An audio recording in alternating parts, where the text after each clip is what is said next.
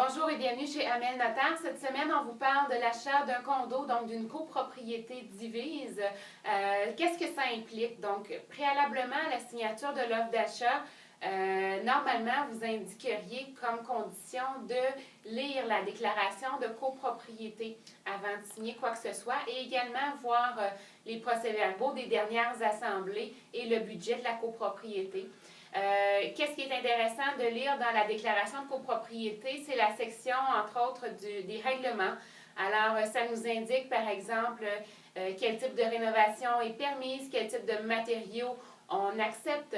Est-ce que c'est permis d'avoir des animaux ou non? Alors, si c'est des choses qui vous tiennent à cœur, c'est peut-être mieux de prendre du temps et de le lire et de ne pas finalement acheter ce condo-là plutôt que de ne pas l'avoir fait et finalement vous retrouver peut-être avec un animal que vous ne pouvez pas garder. En termes de transactions, qu'est-ce qui est important de regarder? De notre côté, on demande au syndicat de copropriété tous les arrérages qui pourraient être en cours de paiement, donc en termes de frais communs par le vendeur.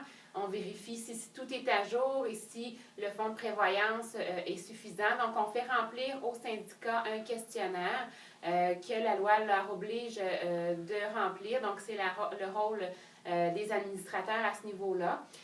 Donc, ça nous indique si, par exemple, il peut y avoir des rénovations qui seraient prévues à la bâtisse, mais non votées. Alors, moi, comme acheteur, c'est important de le savoir pour budgéter le tout si éventuellement les frais communs augmentent. Et au terme de l'assurance habitation, donc le syndicat nous fournit l'assurance habitation de la bâtisse en soi.